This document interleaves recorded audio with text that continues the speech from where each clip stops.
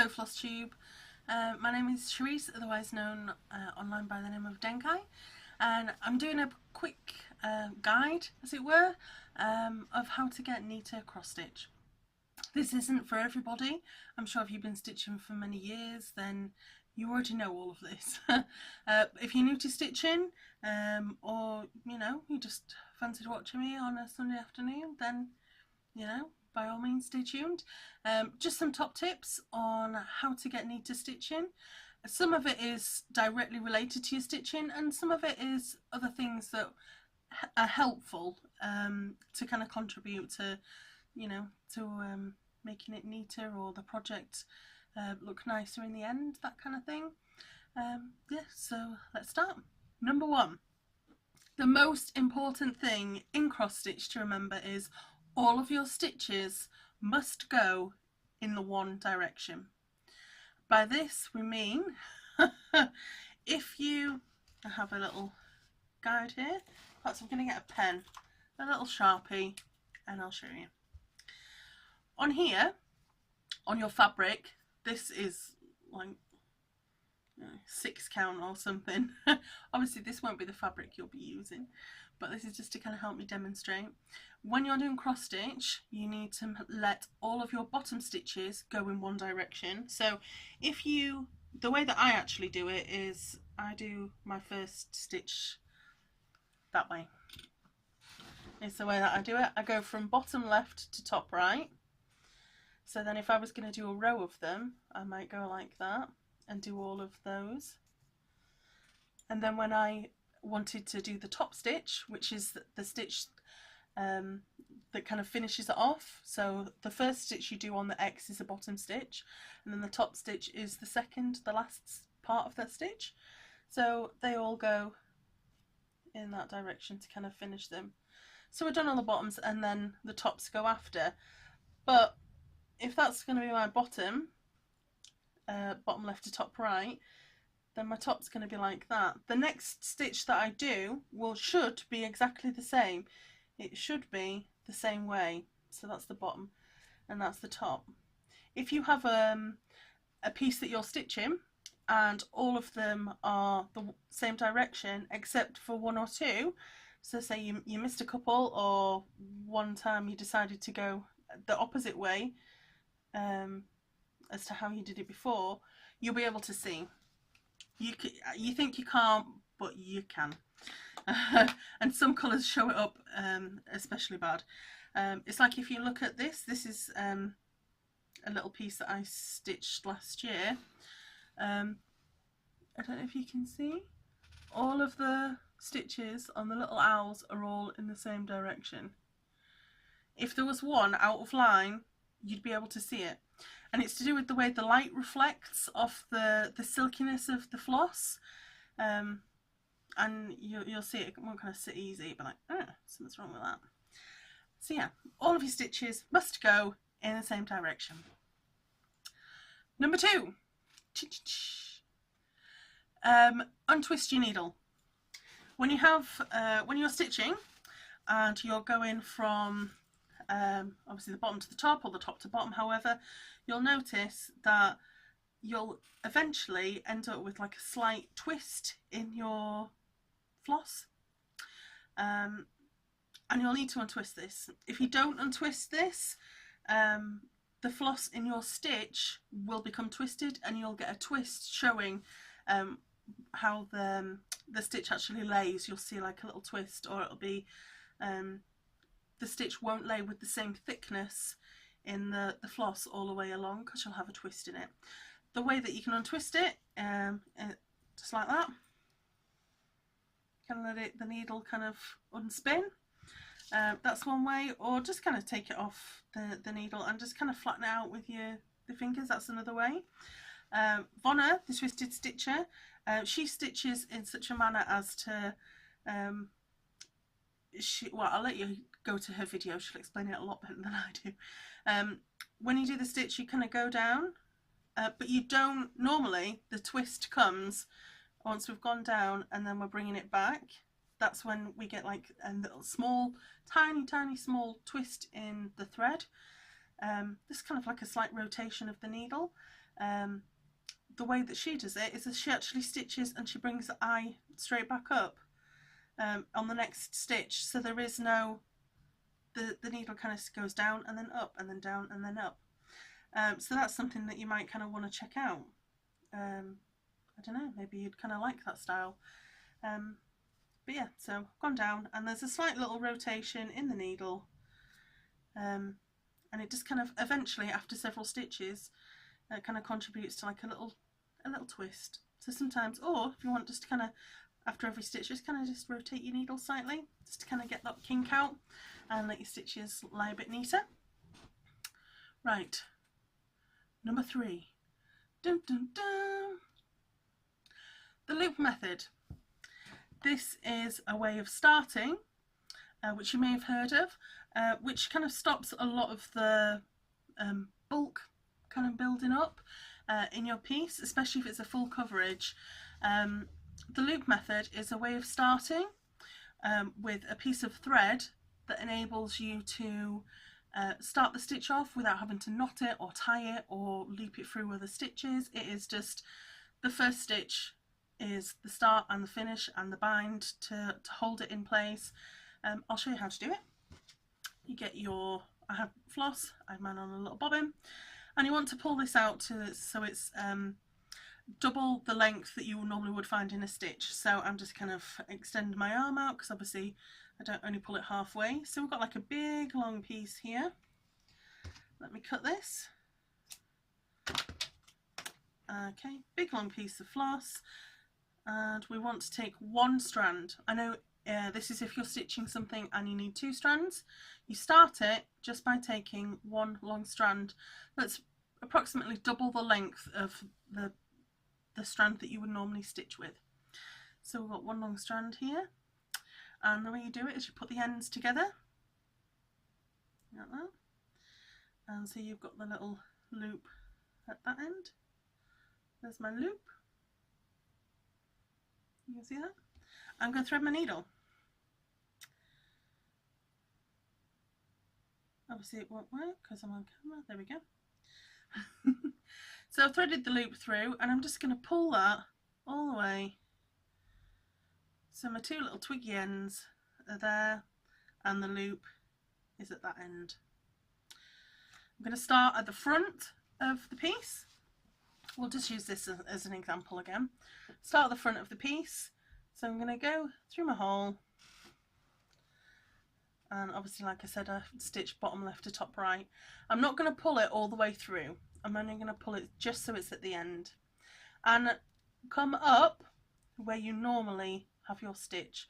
So I normally stitch bottom left to top right, so that's how I've done it. And we've got the hoop still there, and we've just come up this end.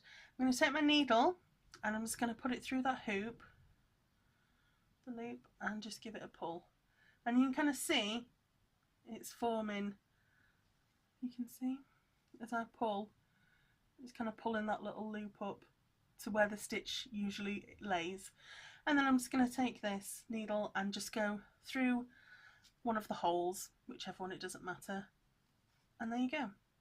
There you've started. And then you've kind of finished it off. Well, there you've kind of bound it. It's kind of like looped up under the stitch already, and there's kind of no bulk. It's just where the stitch would normally lie. And then you just kind of carry on where you would stitch normally. There you go. Carry on stitching. That's the loop method. You can see. No bulk.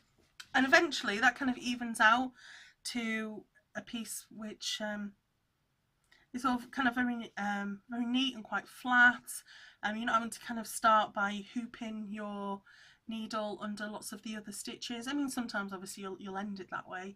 But yeah, it's a nice way to start. And if you can kind of get in the habit of doing it, you'll think, how did I ever do it without doing it that way?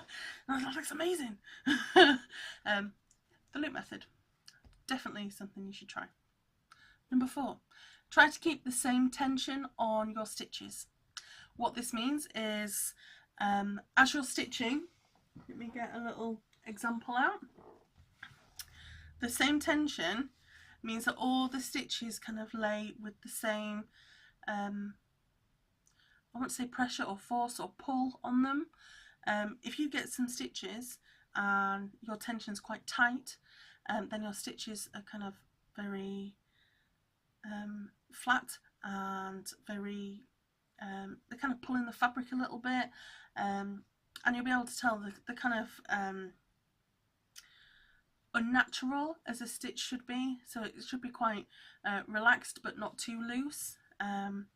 So as you're kind of coming up, if your stitch is too tight or the tension's too tight, this means that you've basically pulled too tight, too hard with this, and it's kind of puckering. So the stitch that goes between those two, your holes, is kind of forcing the fabric to kind of pull, those holes together. So if you can kind of see there, if you pull too tight, then, in fact I should just get a piece of thread, shouldn't I? That would make more sense. Get a piece of thread and then I can show you properly. Okay. Just won't be a second, let me start this with the loop method. Just done. Boom. Job done. Right.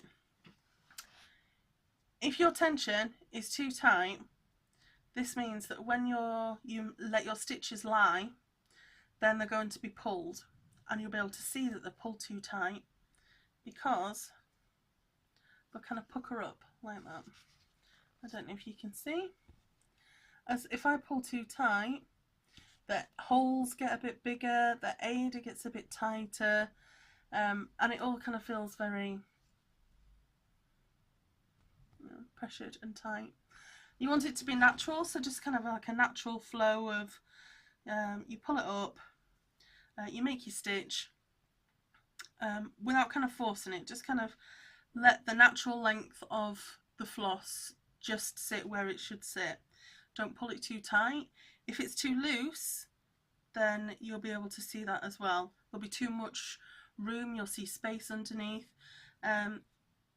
If the length of the stitch is, if the length of the floss that should cover that stitch is 4mm, then between the dots it should be 4mm. You shouldn't pull it too tight to make it smaller. It shouldn't be loose, or you'll be able to kind of see behind the stitch a lot. It's practice. That's all that is. It's just practice getting the right tension. Okay, itchy head. Right, railroading. Number 5, railroading.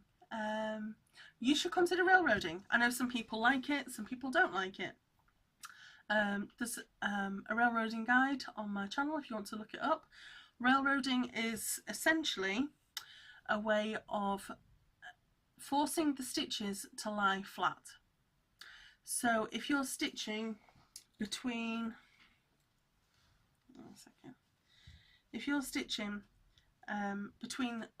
you have 2 threads in your needle, the way that you do it is when you create your stitches, you put your needle between those 2 threads and then into the aider or the linen, whatever. If you have a look at the guide on my video, it'll kind of show you how to do that. I do it. I really enjoy it, doing it, and you get into the habit of doing it, and it doesn't become a bit of a hassle. It's just the way that you stitch, and it's quite easy to do. You just kind of let the thread fall near where you're making your next stitch, and just kind of like loop between the 2 and then put it through the fabric. Yeah, it makes the stitches neater. Right, number 6, you should consider using a thread heaven. Some people like it, some people don't. I do really like it. This is thread heaven. Comes in a little blue pot like this. Some people take it out and kind of gunk it up a bit. I'm not a gunker. I don't like gunky. But yeah, this is it. It is essentially, it's not even a gel, it's kind of like a little putty kind of thing. You can see that. You have to excuse my fingernails, I've just had red polish on it, it won't bloody come off. bit of that is, hang on a second, I'm going to read from a sheet so I get this right. It's a synthetic compound, not a wax. It won't melt, and it helps coat and condition your thread, making it more manageable and protecting it from UV and mildew, etc.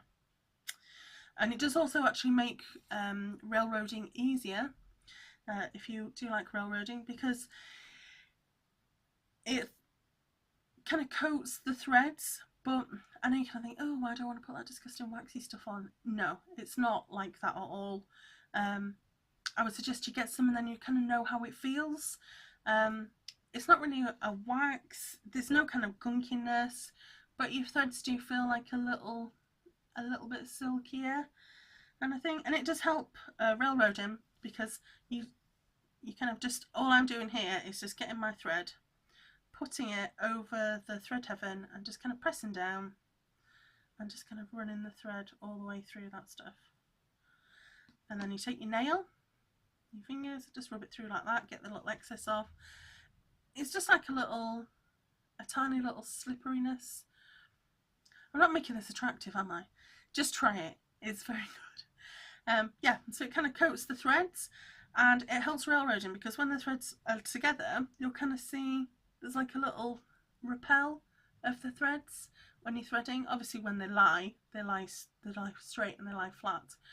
But when they're kind of in the needle, they're not stuck together, as you sometimes find. So if you railroad, it's a lot easier to kind of slip your needle between those and then make your stitch. So yes, I would definitely recommend this. And if you've got metallics, there we go, metallics, or there's some treasure braid.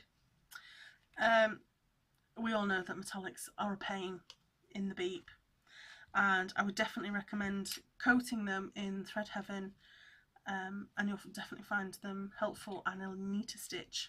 If you're not even going to use it on regular floss, definitely use it on metallics. It'll make your life a lot easier.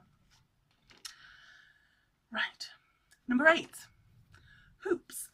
Hoops and Q-snaps and frames.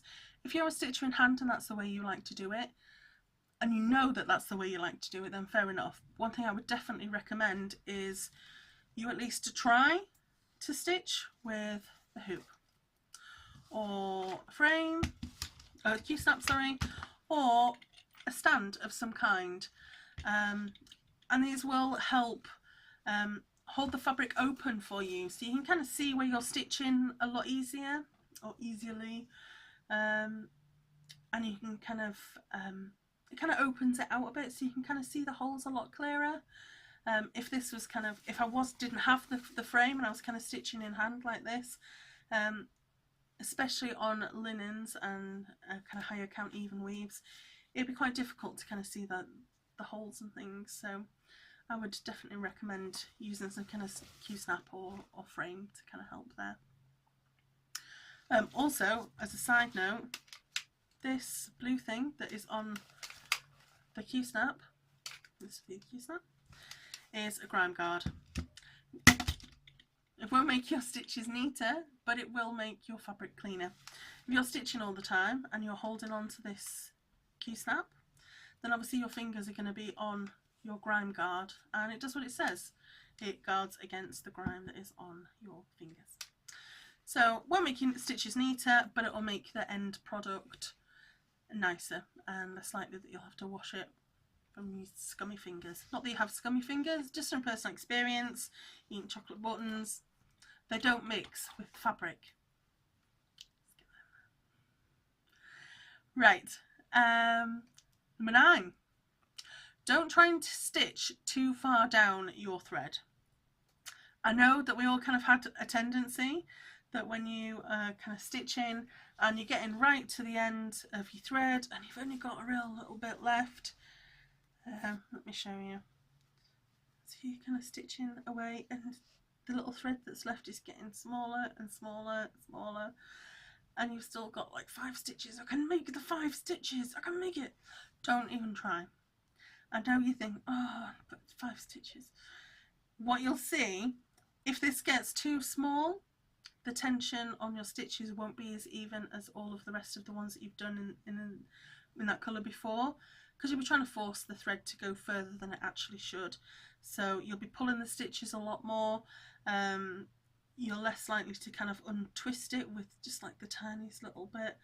And you'll generally just find, I know it's a hassle, but just finish it off and start with fresh thread, fresh floss, and you know, finish off the stitches as they should be done. It's a pain.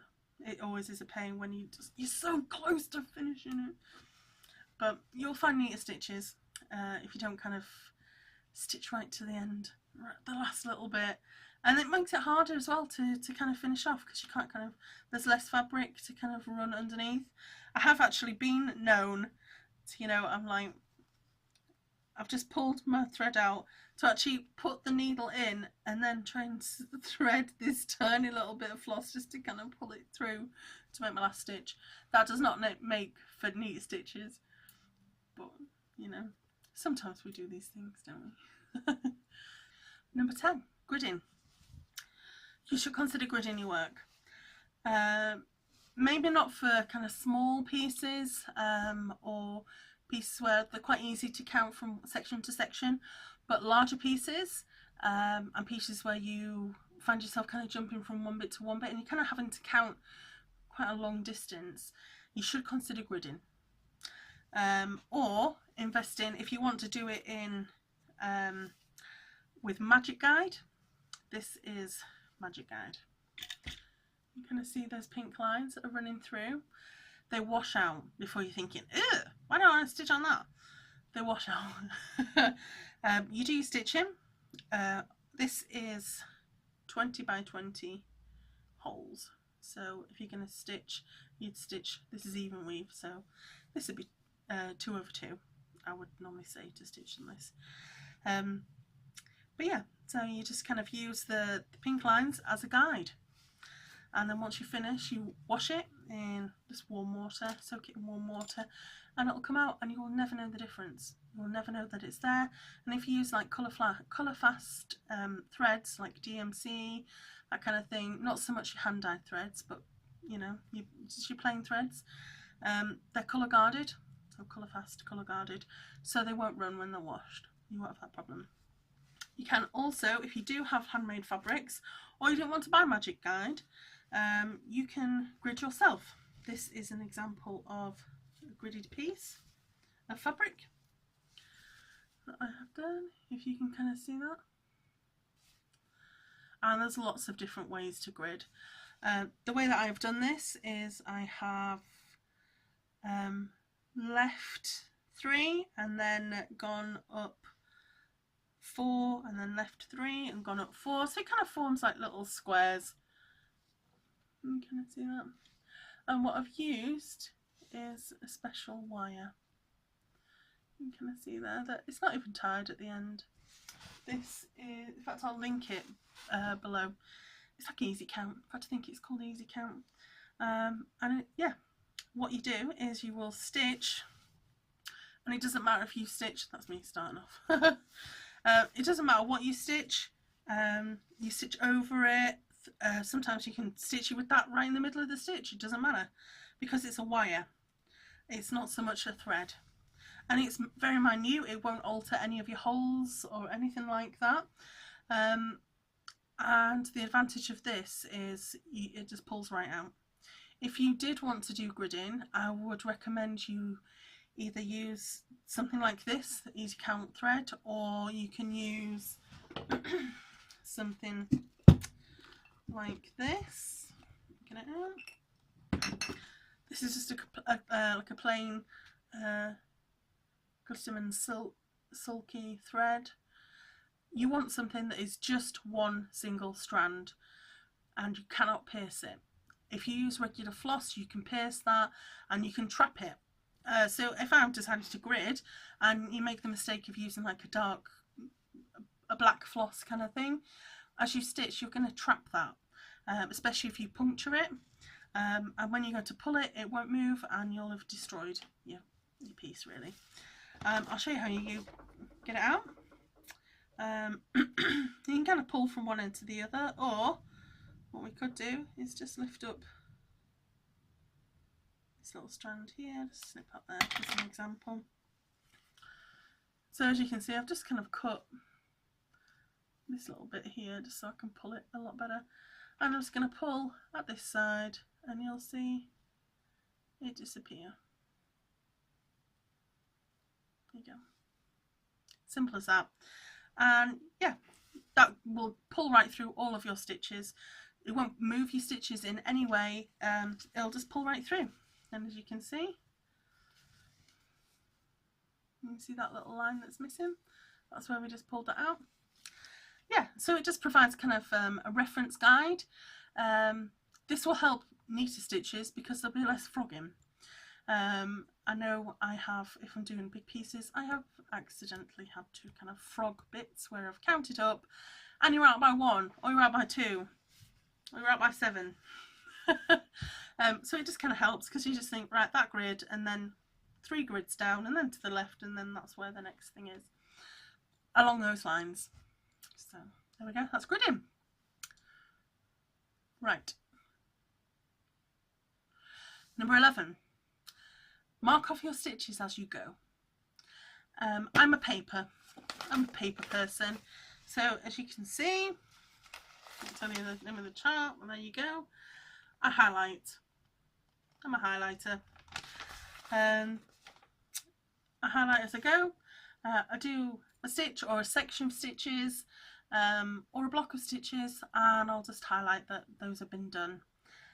Or sometimes if I'm doing like a whole page cross country, I will highlight one colour where I know those stitches that I want to do, or look for those symbols. So if my symbol is a little L, I'll yellow highlight all the little yellow L's in that page, and then I know that there they are. I'll stitch them up and then I'll mark them off with a different colour, a pink.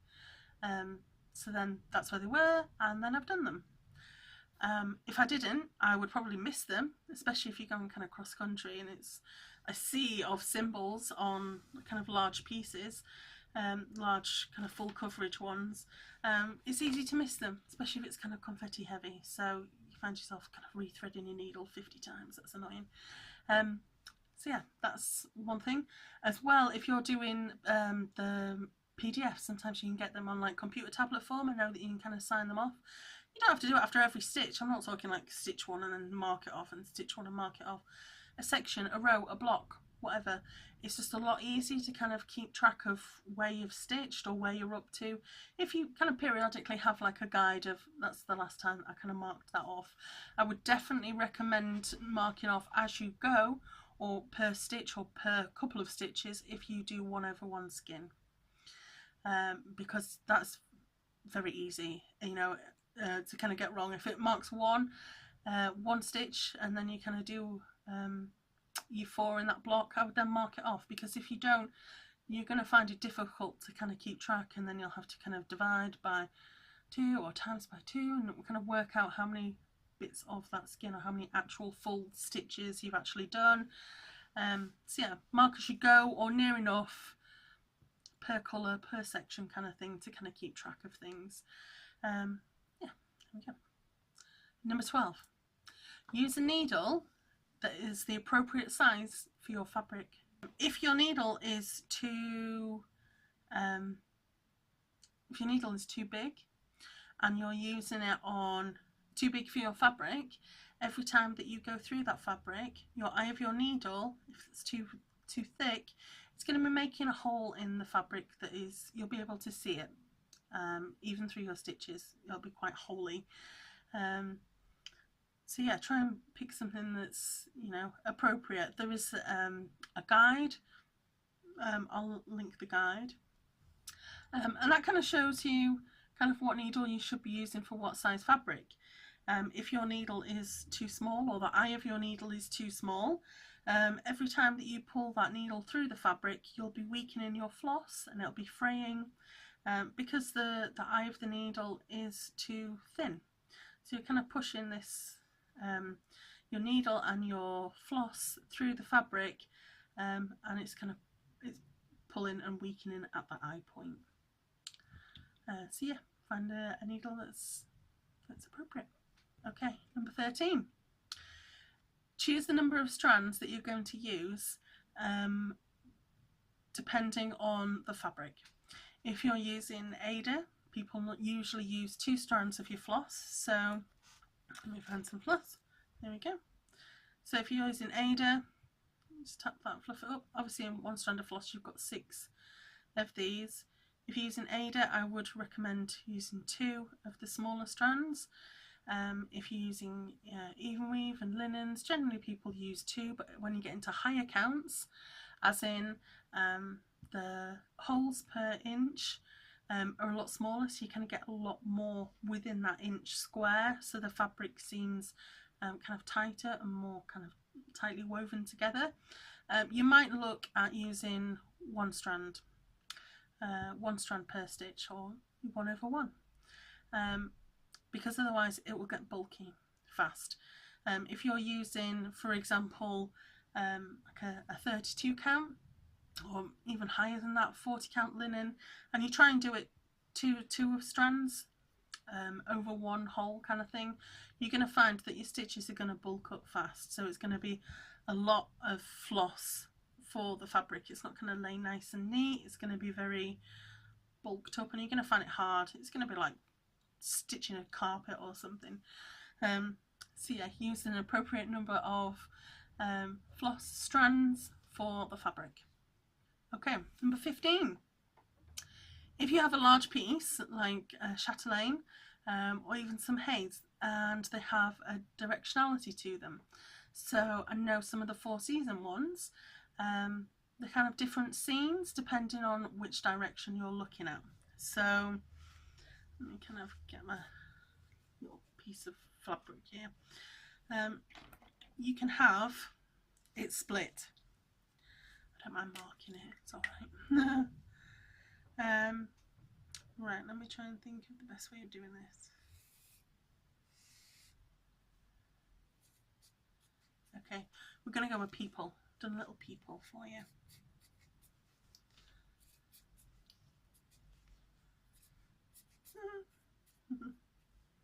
Hey, that one's got curly hair and a little face. Right. Ta-da! This is a chart, if you didn't know, that's kind of nicely designed, but it's got directionality to it. So this piece looks, obviously this is like the top and this is the bottom, but then this side, this is the top and this is the bottom, and then this side, this is the top and this is the bottom, depending on which way you look at it. And you do get some pieces like that, some of your chatelaines that are absolutely gorgeous, and some haze that are kind of seasonal kind of thing. You might have one season and then another season.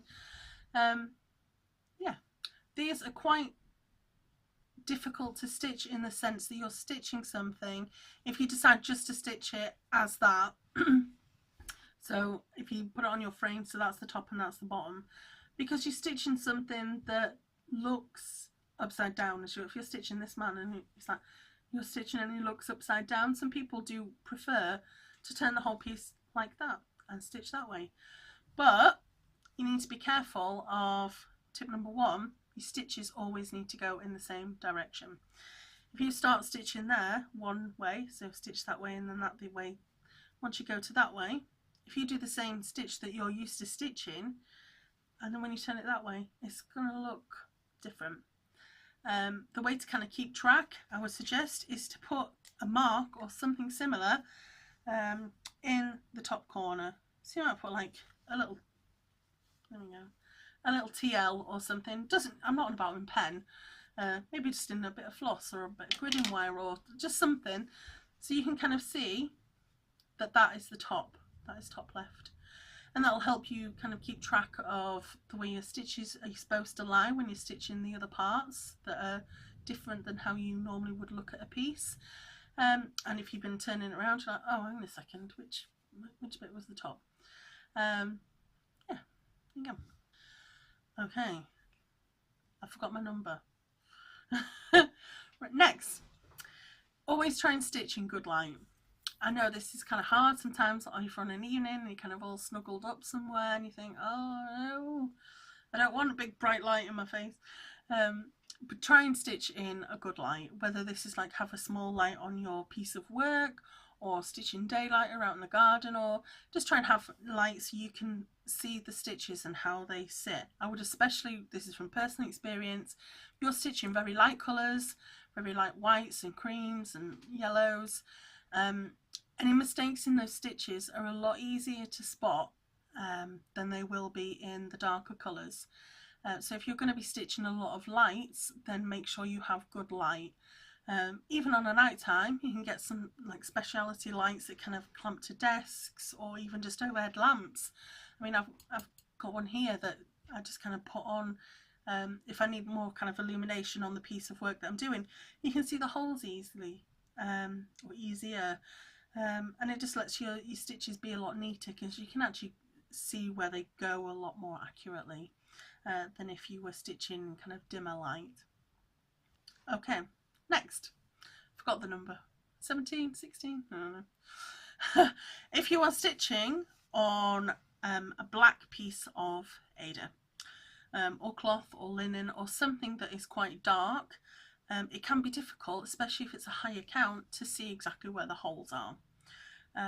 A way to kind of get around this is to stitch with something light behind the piece of fabric. So whether this is kind of a light backlighting it, so you kind of have the light shining through this way, so you can see the holes shining, the gaps and the little holes of light shining through. Or if you've got a dark fabric, maybe sit with like a white sheet or a white cover, or even just a white piece of paper or something on your lap or your desk, wherever you stitch, to kind of have something light as a bit of a background to kind of help show where the holes are. That's quite good. Right, next. It's an idea, one which I should have really picked up a lot sooner.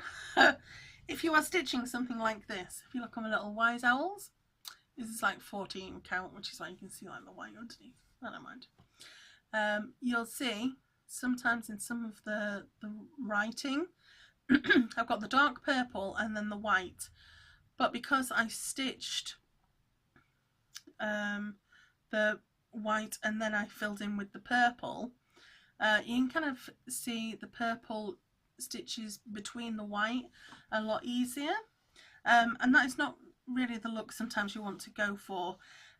Generally it's better to stitch the dark bits first, or the dark colours first, especially on a piece like this, and then the white after, so it'll make the stitches look neater, and you'll have less kind of, I don't know if you can kind of see it, like the cross, if you look there with the crossing over, if I did the white over the purple, it would look a lot neater, like you can tell there, I think it would look a lot neater. So yeah, do the lighter ones over the dark ones rather than the darker ones over the light. Obviously your stitches don't kind of go over one another, but they do meet, and one colour is occasionally shown on top of the other kind of thing, depending on how you stitch. Yeah. And last but not least, do your backstitch last. Make sure you've done all of the stitches in the surrounding area of where you need to be backstitching before you backstitch. This is not something, this is something kind of thing that I saw Mike, I tried to teach Mike how to stitch, bless him, and he decided to do the backstitch first and then infill, and he had a right job. And it did not look pretty. I'm sorry Mike, but it did not look pretty. And if you don't do it that way, if you don't do the stitches and then the backstitch is not going to lay on top of your stitches. You're going to have to try and find the holes under the backstitch and through the backstitch, and it's going to be harder, more complicated, and it's not going to look as pretty as it would if you did it last. Yeah, there we go. That is it for top tips. Right, the joke book, because we always have to end on a joke. Are you ready? What did Big Ben say to the Leaning Tower of Pisa? I've got the time if you've got the inclination. Look at it, inclination. Funny. Right, there we go, that's it, some top tips. Hopefully you'll have found something that you didn't know there before, or something that was helpful. Hopefully this helped someone. otherwise it's just me rambling in front of a camera for 45 minutes. Right, I'll see you all next time. If you're interested in my Instagram, it's Denkai_55. If you want to check out my needle minders, it's denkaidesigns.com. And if you're interested in FlossTube, there's some of my updates, and you can see kind of what I'm stitching and how I'm getting on and things like that. They'll be linked too. I'll try and put in as many links as I can to things that I've mentioned, like the Thread Heaven and the Easy Count and Chatelaines and things like that, so you can kind of get a look.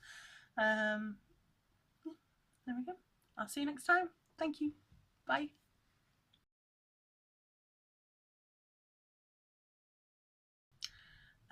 Number 1. At this point, Mike, can you kind of put like this little thing in that goes number 1 at the bottom? It's like, yeah, number 1. Dun, dun, dun. Okay. Right. Number 4. Dun, dun, dun. Let me just move. Hang on a second, Mike. You're going to have to edit this out. Okay. And the bra. Right, number 4. No, that's not number 4. Wait, I do already have a more in-depth video out. In fact, I'm just gonna never mind. Start again, Mike. Sorry.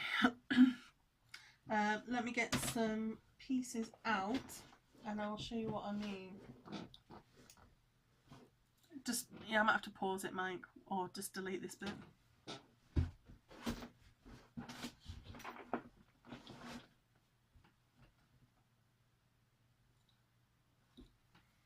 Where is it? Oh my god. Where's my sake?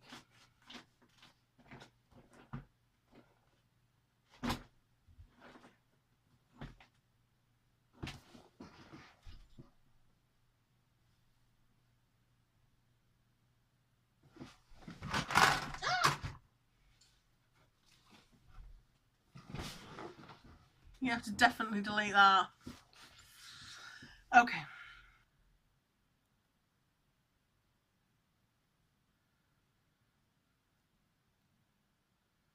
Okay.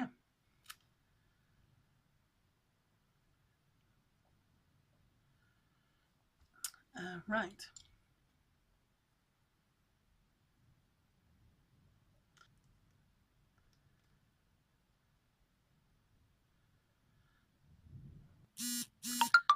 Sorry. And last but not least, do the back stitch. Oh no, not last before least. Hang on a second, you have to scrub that bit out, Mike.